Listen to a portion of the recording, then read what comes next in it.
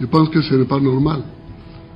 C'est dans ce sens que j'ai supprimé la carte de séjour pour tous ceux qui sont de la CEDEAO en Côte d'Ivoire. J'ai supprimé parce que nous avons des traités de libre circulation, nous proclamons toujours des pays frères. Quand un chef d'État écrit à un autre chef d'État africain et dit « Monsieur le Président et cher frère », mais ça a un sens.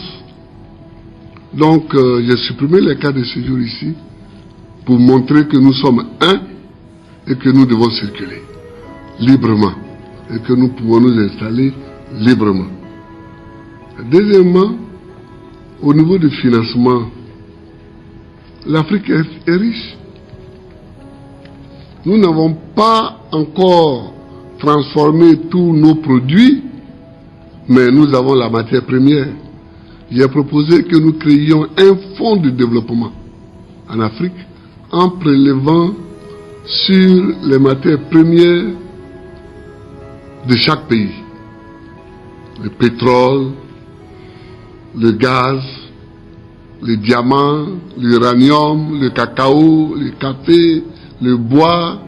Si nous prélevons sur chacune de nos matières premières et que nous créons un fonds, on verra que les Africains ne vont pas se mettre en rang pour aller emprunter à Paris, à Londres ou à New York, mais qu'entre eux, ils peuvent financer l'essentiel du développement.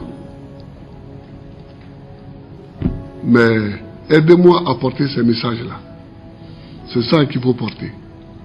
Si nous ne le faisons pas, et c'est parce que nous ne le faisons pas qu'on intervient dans nos élections. Il n'y a pas de séparation entre le développement et la liberté politique. Vous comprenez?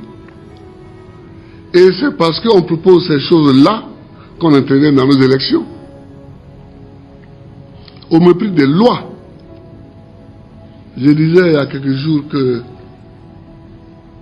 ce qui différencie les hommes des bêtes, parce que nous sommes tous des animaux au sens étymologique, mais ce qui nous différencie des bêtes, c'est que nous, dans nos sociétés, nous avons des lois, des règles qui nous permettent de vivre en société sans nous dévorer. Une fois que nous dérapons sur les lois, nous tombons dans la sauvagerie, dans la barbarie. Donc il faut faire en sorte que nous respections les lois que nous nous sommes librement données. Si nous ne respectons pas ces lois, c'est la porte ouverte pour que tous les loups affamés de l'extérieur s'engouffrent dans la maison. Si les loups s'engouffrent dans une bergerie, qu'est-ce qui se passe? C'est d'abord les agneaux qui sont mangés, ensuite les brebis, et ensuite les taureaux, etc. C'est petit à petit qu'on est mangé. Et il faut passer le message au chef d'État africain pour dire, il y en a qui regardent un chef d'État aux prises avec des forces étrangères et ils rient. Mais il faut leur dire que c'est comme ça qu'on a colonisé l'Afrique. Parce que quand le colonisateur arrivait, il attaquait une tribu, l'autre tribu riait et dit nous ne sommes pas concernés. Mais quand on a fini la tribu A, on passe à la tribu B.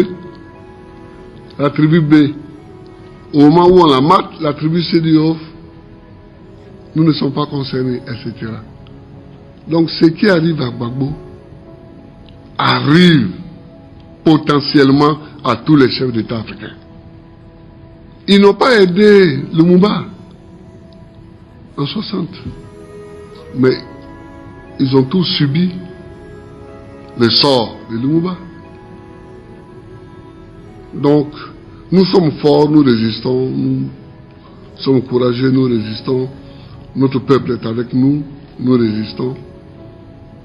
Mais c'est un combat à mener, c'est une lutte indispensable, c'est un passage obligé pour que demain vous soyez libres. Parce que ce combat, nous, les âges que nous avons, ce n'est plus pour nous. Hein. c'est pour que vous soyez libres demain. Je regarde souvent les pays européens, moi qui ai tellement étudié l'histoire de leur pays, et je dis, ces gens qui circulent librement, qui parlent haut et fort, qui vont en vacances, qui vivent tranquilles, mais c'est parce que leurs ancêtres ont lutté. Leurs ancêtres ont lutté.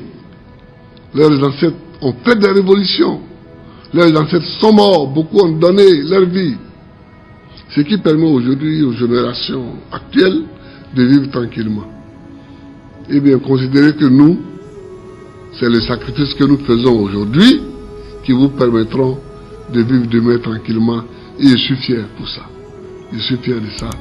Et c'est un cadeau pour l'Afrique, c'est un cadeau pour la jeunesse africaine. Je suis heureux de vous voir. Je suis heureux des interventions de Kennedy et de Tamwafo Marie. Vive l'Afrique.